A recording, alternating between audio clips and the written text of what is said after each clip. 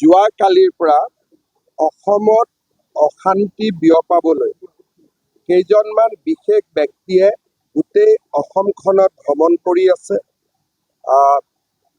আমাৰ হৰ্ষ মণ্ডল আৰু প্ৰশান্ত ভূষণ তেওঁলোকে অসমৰ বিভিন্ন স্থানত গৈছে যোৱাকালিৰ পৰা।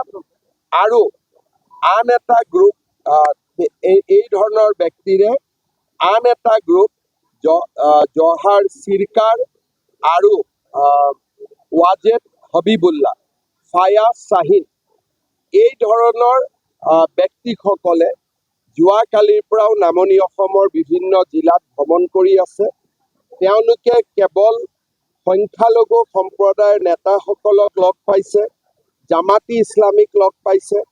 অসমত এটা অশান্তিৰ বাতাবৰণ বিয়পাবৰ কাৰণে NRCৰ সময়ত যেনেকৈ এই ব্যক্তিসমূহ অসমলৈ আহি NRCখন ফেইল কৰিছিলে, তেনেকৈ আৰু এটা প্ৰচেষ্টা আৰম্ভ কৰিছে। আমি তেওঁলোকৰ মুভমেণ্ট আমি প্ৰত্যক্ষ কৰি আছোঁ আৰু তেওঁলোকে NRCৰ সময়ত যি ধৰণে সফল হ'ল, এইবাৰ যাতে সফল হ'ব নোৱাৰে তাৰ বাবে চৰকাৰে কাঢ়া দৃষ্টি ৰাখিছে। जो हालत है आसाम की वो तो समझिए मुसलमानों पे क़यामत टूट रही है और मुसलमान टारगेट हो रहे हैं। और हमको मुसलमानों के हम जो दिल्ली में रहते हैं, हमारा दिल हमारा जिगर सब इस वक्त यहाँ मुसलमानों का जो हाल हो रहा है और उनको बांग्लादेशी और अच्छा बांग्लादेशी बोलने में क्या गुनाह है? अरे भाई बांग्लादेशी भी तो इंसान है। अरे दुनिया इतनी बड़ी है, बांग्लादेशी भी यहाँ हो सकते हैं। किसी का राइट डिप्राइव तो नहीं कर रहे। ये कहना कि उसका राइट डिप्राइव कर रहे हैं, उसका राइट डिप्राइव कर रहे हैं, ये एक बहुत ही it's a very very troublesome and an extremely mischievous and very detrimental to humanity. अरे इंसान हैं तो वाई कांट ह्यूमन बींग्स, अल्लाह ने ये धरती बनाई है इंसानों के लिए, ये हैवानों के लिए तो नहीं बनाई है, इंसानों के लिए बनाई है।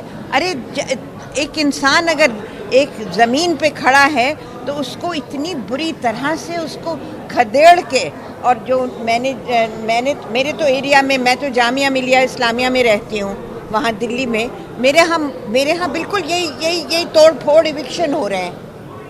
बिल्कुल ये जो ग्वालपाड़ा में हो रहा है वो जामिया में हो रहा है। यानी एक तरह से एक क़यामत है मुसलमानों पे।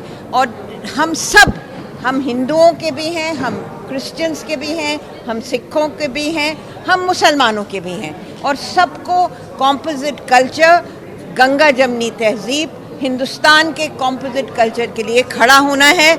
अगर ये सरकार समझिए ये एक कत्ले आम है और अल्लाह ताला भगवान गुरु कभी इसको माफ़ नहीं करेंगे। एक दिन ये क़यामत का सिलसिला ख़त्म हो। Former chief information commissioner Wajahat Habibullah, former member of the planning commission Syeda Hameed, former member of the Rajya Sabha Jawhar Sircar, former IAS officer mister Harsh Mander और मैं जो सुप्रीम कोर्ट में प्रैक्टिस करता हूँ। अगर हम लोग यहाँ आसाम में आकर देखना चाहते हैं कि यहाँ क्या हो रहा है तो उससे किसी को क्या दिक्कत है, मुख्यमंत्री को क्या दिक्कत है?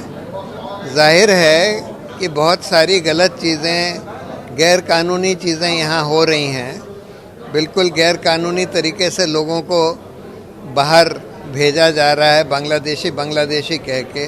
गैर कानूनी तरीके से लोगों के घर गिराए जा रहे हैं, लोगों की ज़मीन पर सरकार कब्ज़ा कर रही है, लोगों की ज़मीनों को अडानी वगैरह जैसे समूहों को दे रही है।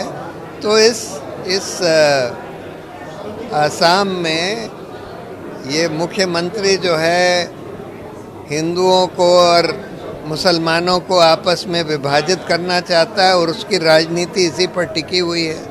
और दूसरी बात, लोगों की भूमि, गरीब लोगों की भूमि छीन कर अपने बड़े बड़े पूंजीपति मित्रों को देना चाहता है अडानी की तरह।